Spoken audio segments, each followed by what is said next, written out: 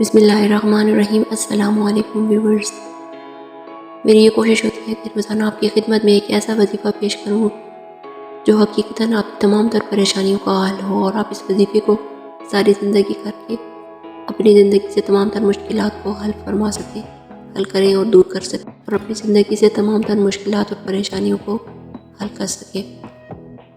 تو آج جو میں وظیفہ آپ کی خدمت میں پیش کرنے جا رہی ہوں وہ ایک ایسا وظیفہ ہے کہ آپ کی تمام تر پریشانیوں کے حل کے لیے کافی ہے۔ اگر کسی کو کاروبار کی پریشانی ہے تو اس کے لیے بھی یہ وظیفہ کافی ہے۔ گھر میں کوئی ناچاکی ہے، رشتہ داروں کی طرف سے کوئی تکلیف ہے یا حیض آ رہی ہے تو اس کو طرح طرح کے مسائل کا سامنا کرنا پڑ رہا ہے، یا کوئی بلا وجہ ناراض ہے تو اس کے لیے بھی یہ وظیفہ کافی پسند کے رشتہ نہیں ہو رہا تو اس کے لیے بھی یہ وظیفہ کافی ہے۔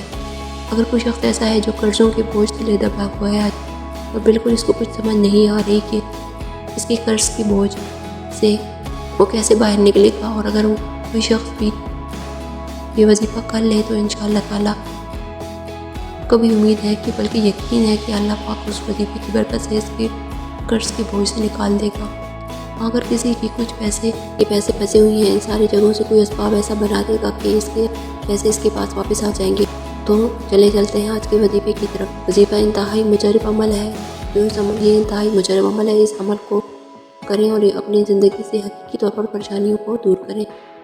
تو یہ وظیفہ شب جمعہ کا یا جمعے کے دن آپ نے 2 رکعت نماز نفل صلاۃ الحاجات پڑھنی ہے۔ شب جمعہ جیسے جمعے کی رات ہوگی، آپ اس رات میں بھی پڑھ سکتے ہیں، پھر جمعے کا سارا دن مغرب تک آپ کے پاس ٹائم ہے، اس میں بھی اگر آپ پڑھنا چاہیں تو اس وظیفے کو پڑھ سکتے ہیں۔ تو آپ نے کرنا کیسے؟ آپ نے پہلے وضو کرنا ہے، اس کی تمام تر سنتیں اور فرائض کا اہتمام کرتے ہوئے سنتوں میں سب سے پہلے مسواک کا آپ نے مسواک اچھی طرح کرنا ہے، اس کے بعد وضو اچھی طرح کرنا ہے۔ وضو کرنے کے بعد اپنے تمام تر پچھلے سارے کے سارے گناہ جو ہیں ان سے توبہ استغفار کر کے اپنے آپ کو جائے نماز پر قبلہ رخ ہو کر کھڑے ہو جانا ہے، اور اپنے آپ کو اللہ کی طرف متوجہ کرنا ہے۔ آپ نے جب آپ قبلہ رخ ہوں گے اور اپنے نیت کرنی ہے 2 رکعت صلاۃ الحاجات کی یا 2 رکعت صلاۃ الحاجات، اس میں اپنی ساری حاجتوں کی نیت بھی کر سکتے ہیں۔ ان تمام جو آپ کی مشکلات ہیں ان سب کی حاجتوں کی نیت کر سکتے ہیں۔ جتنی بھی آپ کی پریشانیاں ہیں، تکلیفیں ہیں، اذیت ہیں، بیماریاں ہیں، ان سب کی نیت کر سکتے ہیں۔ اللہ پاک ان 2 رکعتوں کے بدلے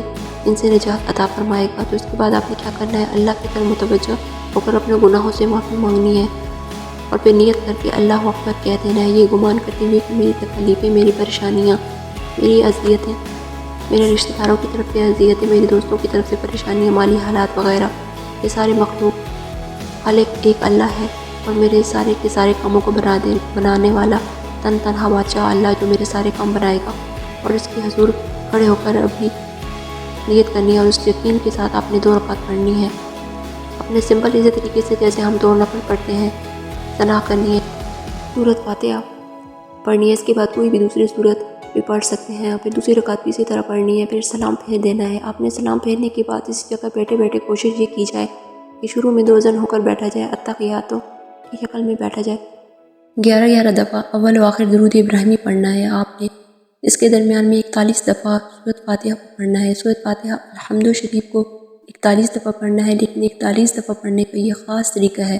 ہر دفعہ پڑھنے سے پہلے آپ نے بسم اللہ الرحمن الرحیم کو مکمل پڑھنا ہے، اور مکمل اس طرح پڑھنا ہے کہ بسم اللہ الرحمن الرحیم کا جو آخری میم ہے اس کو الحمدللہ کے نام کے ساتھ ملانا ہے۔ میں آپ کو پڑھ کر سنا دیتی ہوں۔ بسم اللہ الرحمن الرحیم الحمدللہ، اس طرح پڑھنا ہے۔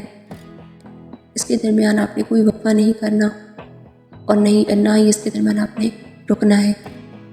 آپ نے بغیر سانس کو لیے، سانس توڑے، بغیر رکے، بغیر وقفہ کیے آپ نے اس کو اس کے ساتھ ملا کر پڑھنا ہے۔ پھر اگلی آیت میں بے شک آپ وقفہ کر لیں، کوئی مسئلہ نہیں ہے۔